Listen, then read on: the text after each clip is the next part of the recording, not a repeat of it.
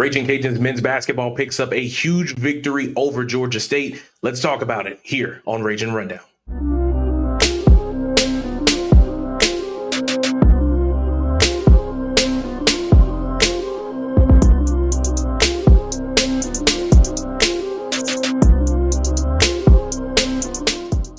What's good, ladies and gentlemen, and welcome into another episode here on Ragin Rundown. I'm your guy, Jamarcus Fitzpatrick, but you know you can always call me Fitz. If this is your first time making it to the channel, smash that subscribe button for me so you know when we're dropping episodes. If this is your first time listening, please follow the podcast feed wherever you get great podcasts, just like this one, where you will know what's going on in UL sports. And in today's episode, because it is a new day as I'm recording it at 12:08 a.m. here on Friday, Louisiana, the Ragin Cajuns men's basketball team, picks up an 82-72 victory over Georgia State there on Thursday night.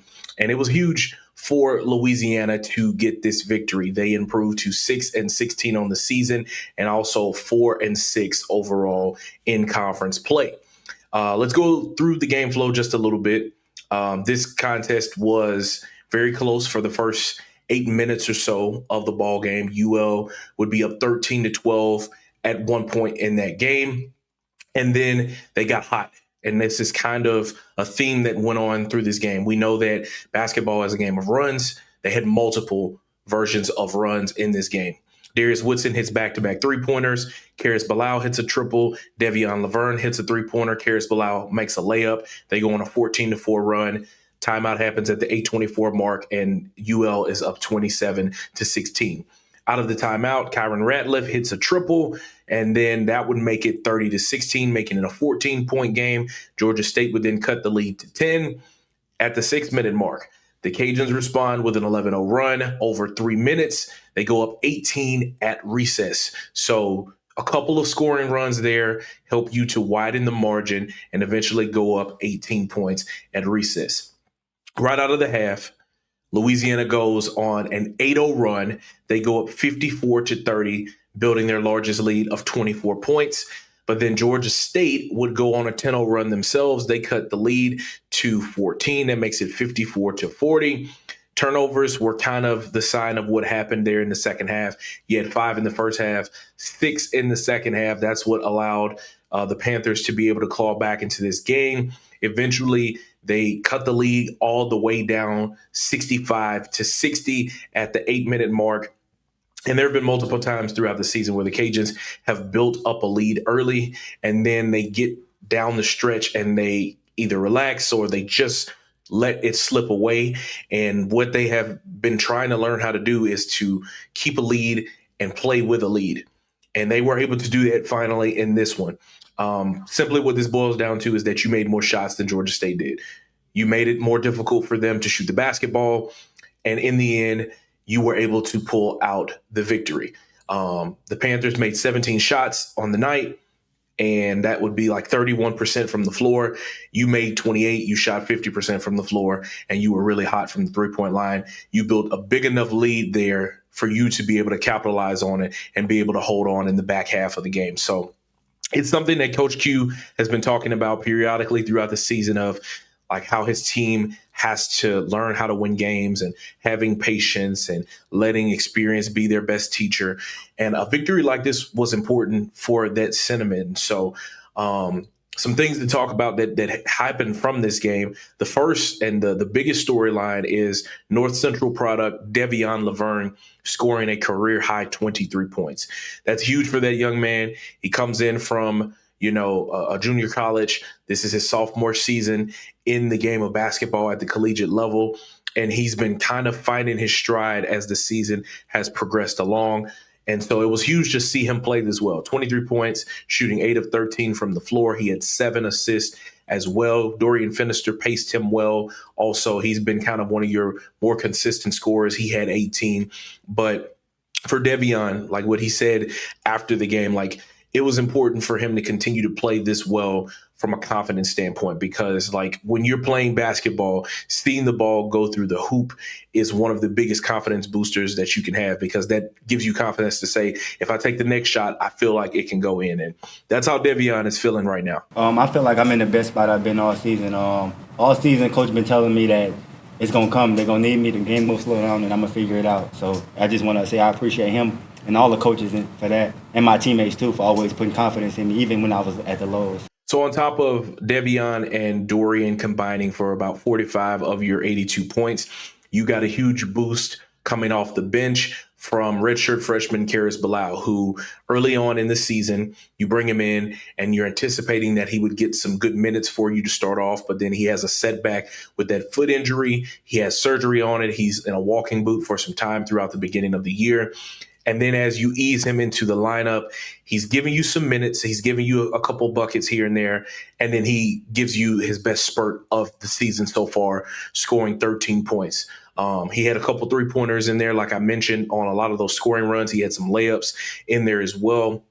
And when you're playing basketball, like you want to have guys that can come in and be able to give great minutes, whether that's scoring the basketball or forcing the best scorer on the opposite team, forcing him to not be able to reach his scoring average.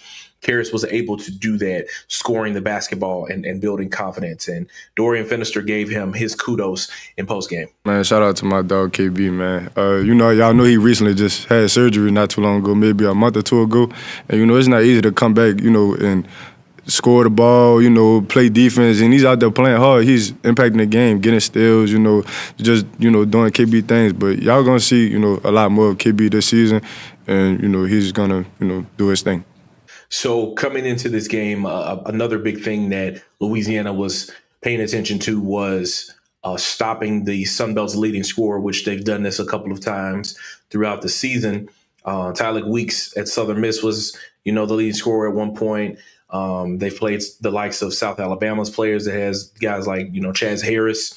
But Jelani Hamilton had been the leading scorer coming in, and as me looking on this website now, he's still the leading scorer with 19.1 points per game, but he came in as the leading scorer. So you get the scouting report and you say, this is the guy that we have to stop in order to be successful.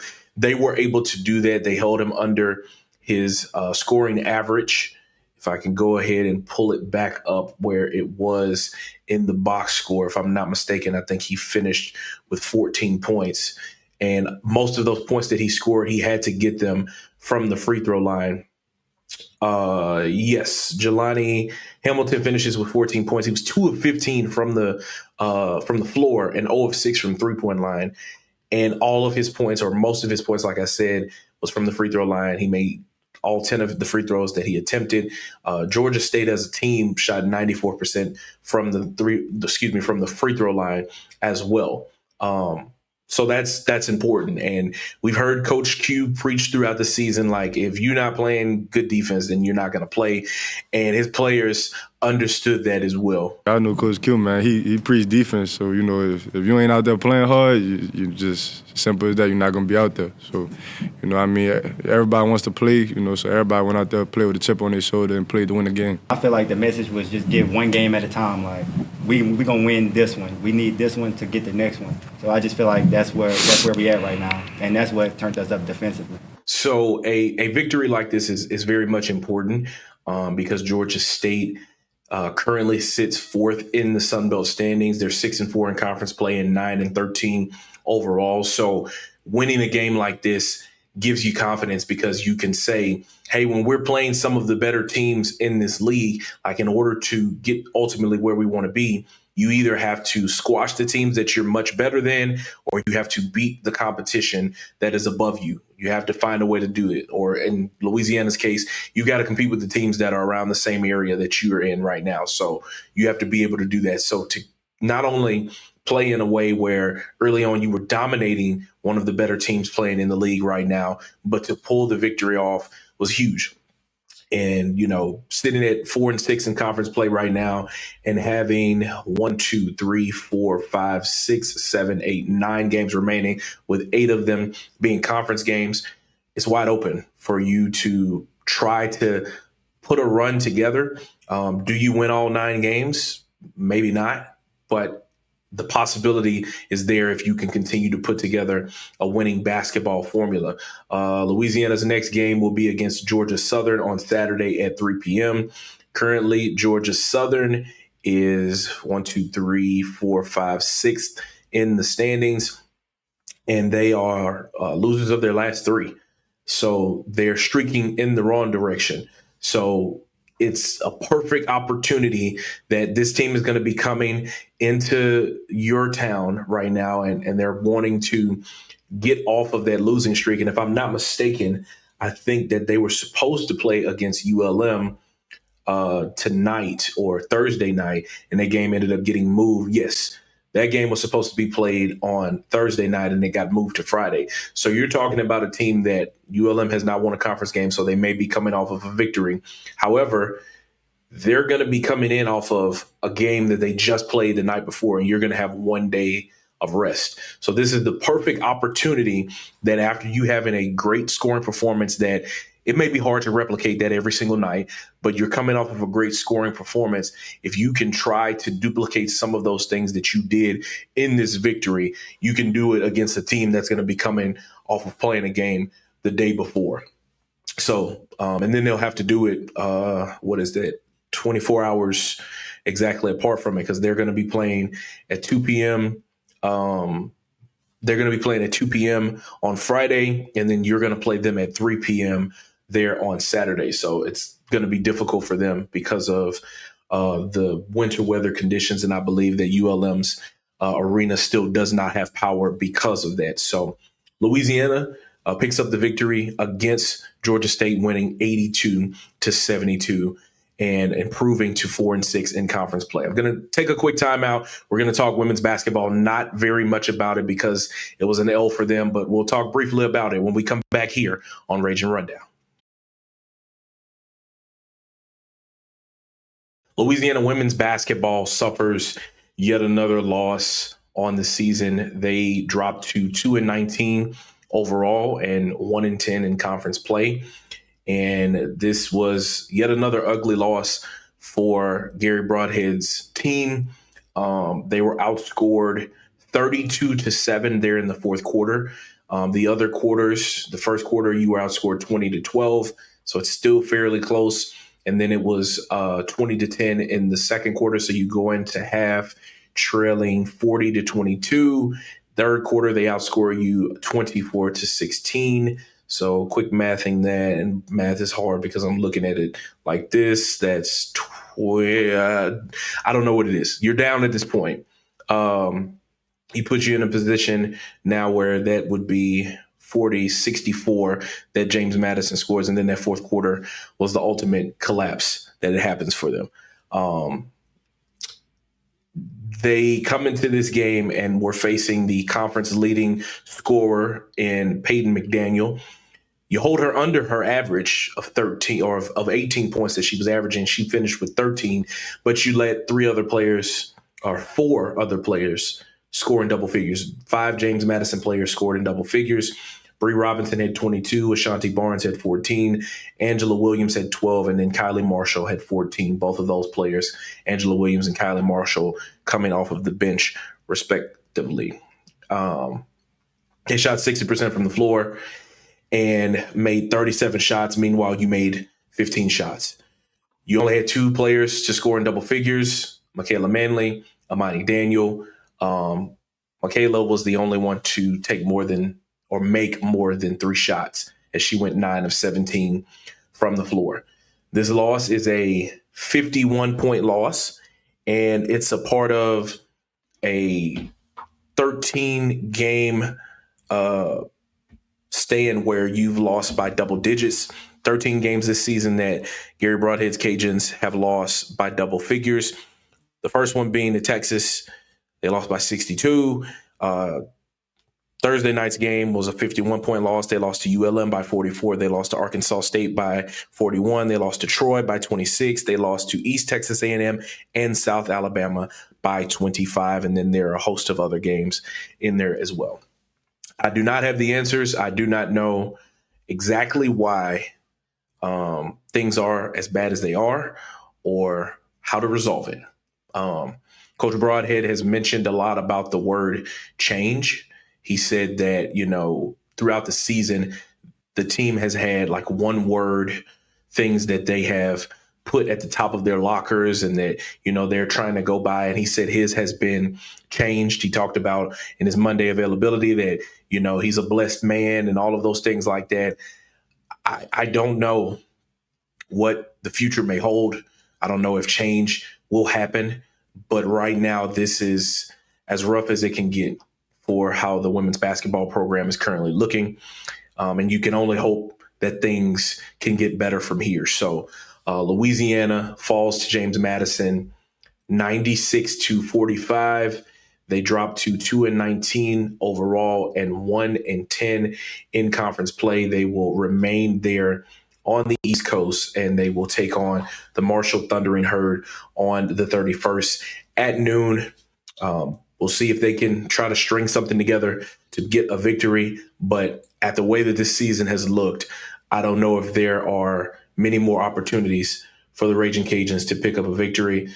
They have 8 games remaining on the slate. They've got to play Troy again.